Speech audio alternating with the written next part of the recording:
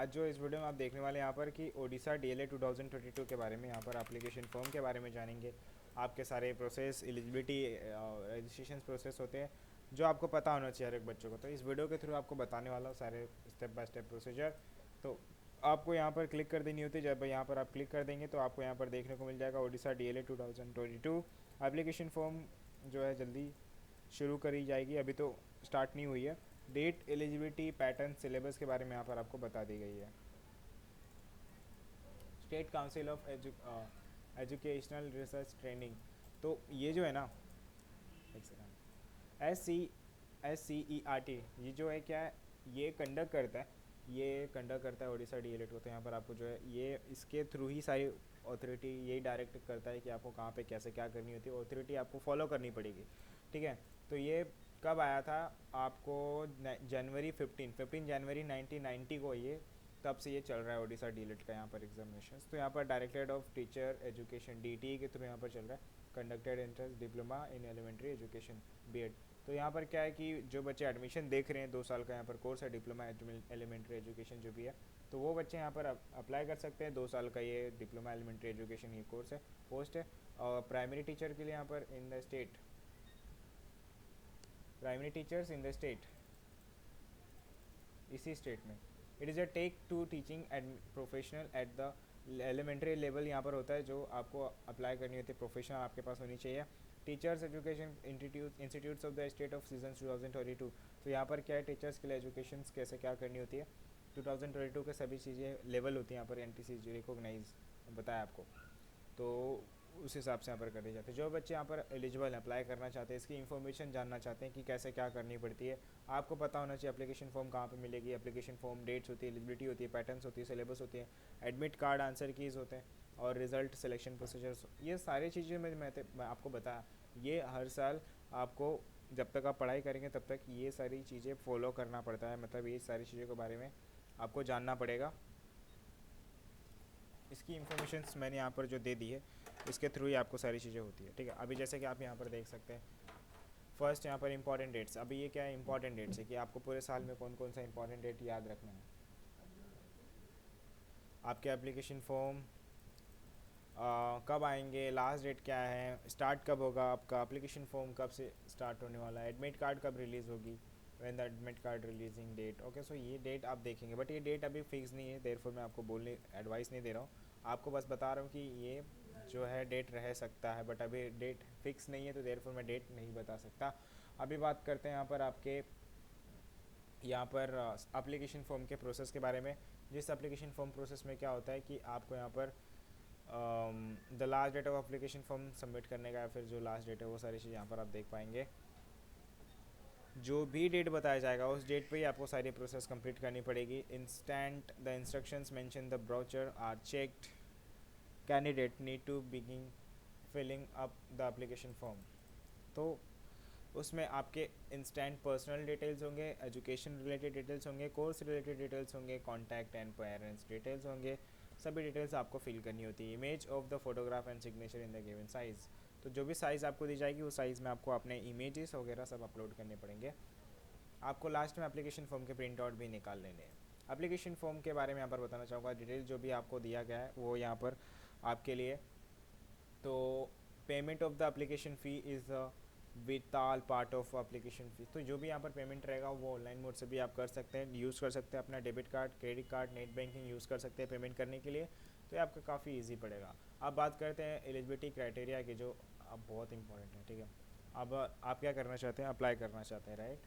तो 12th में apply करना, मतलब अप्लाई तो करना चाहते हैं, बट अभी आपने 12th क्लास कंप्लीट किए अभी आर्ट, साइंस, कॉमर्स, ये 2 है, मतलब ये 3 है।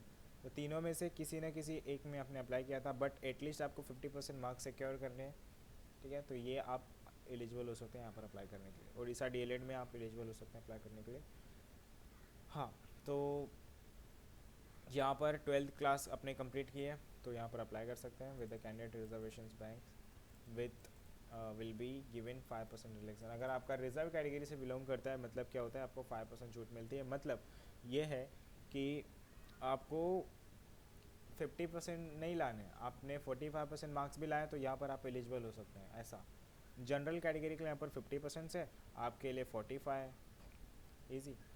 अब पैटर्न्स की बात करें, एग्ज़ाम पैटर्न्स में यहाँ पर क्या है, सेक्शंस होते हैं, फर्स्ट सेक्शन, बहुत सारे सेक्शंस। तो इंग्लिश सब्जेक्ट मार्क्स, इंग्लिश में कितना आपको चाहिए, सेक्शन सेकंड यहाँ पर देख सकते हैं, इसमें कितना आपको चाहिए होता है।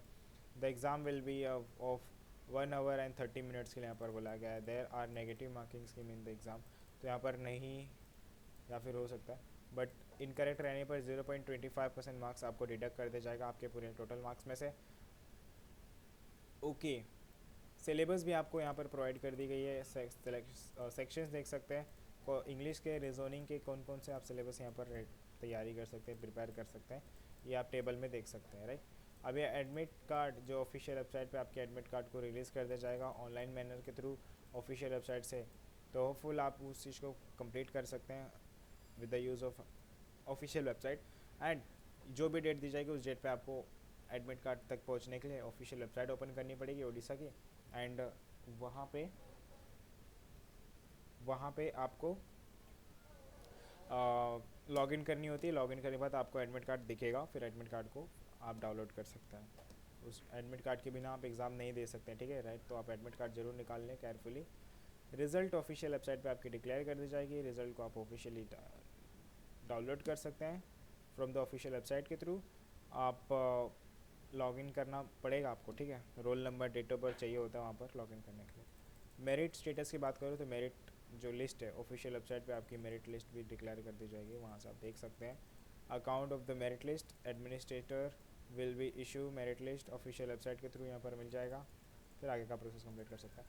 काउंसलिंग की बात करूँ तो काउंसलिंग ऑफिशियल वेबसाइट पे आपकी काउंसलिंग को भी रिलीज़ कर दी जाती है, वहाँ पर आप मतलब आपका मेरिट लिस्ट में नाम आया, राइट, तो मेरिट लिस्ट में नाम आने के बाद आपको काउंसलिंग का प्रोसेस कंप्लीट करनी पड़ेगी। काउंसलिंग का राउंड होता है, first round, second round, third round, fourth round, तो टाइम मिलता है, मतलब जितना राउंड है उतना टाइम है आपके पास, ठीक है।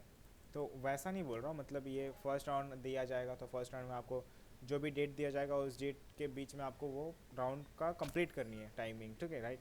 तो जैसे कि आपका उसमें डॉक्यूमेंट्स वेरिफिकेशन के प्रोसेस होंगे, आपके registration process, document verification process, and fees payment करनी पड़ती है, बस इतना, एडमिशन फ़ी। तो ये सारी चीज़ें। अब रजिस्टर करते समय कौन सा डॉक्यूमेंट्स लगता है, rank card, admit card, marksheet, 10th के 12th के मार्कशीट, जो भी मैं बता रहा हूँ, ये सारे मार्कशीट चाहिए होते हैं। Aadhaar card, caste certificate, birth certificate, character certificate, 2 colour photo, passport size photos, तो ये सारी चीज़ें लगते हैं। फॉल्स डॉक्यूमेंट्स यहाँ पर आप देख सकते हैं कौन कौन से फॉल्स डॉक्यूमेंट्स हैं। Candidate admission will be cancel if they are found have obtain false, तो अगर आपके अंदर मतलब आप में कुछ फॉल्स पाया गया, जैसे कि फैब्रिकेटेड या फिर टेम्पर्ड डॉक्यूमेंट्स हो सकते हैं, टैम्पर्ड डॉक्यूमेंट्स हो सकते हैं, या फिर फॉरगेट्स हो सकते हैं, या फिर Haryana can cancel admissions, state beside of criminal हो सकते हैं, या फिर आप केस अगेंस्ट लगा आपके खिलाफ लगा, या फिर आप बेरिंग है, या फिर आप री एडमिशन कराने का मतलब नहीं हो सकता, बहुत मुश्किल होता है, मतलब ये कैंसिल होने के ज़्यादा चांसेस है, ऐसा कुछ नहीं होना चाहिए, ठीक है।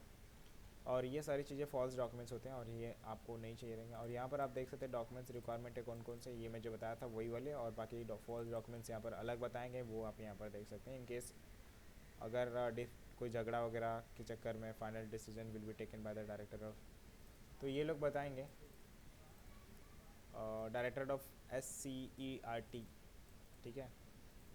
तो इनके थ्रू ही सारी चीज़ें होती फॉलो किया जाता है, तो इनसे आपको इंक्वायरी करनी पड़ेगी, बाकी सब तो हो जाएगा। बाकी यहाँ पर आप देख सकते हैं जो मैंने बताया आपको सारी informations related to Odisha DLED, ठीक है।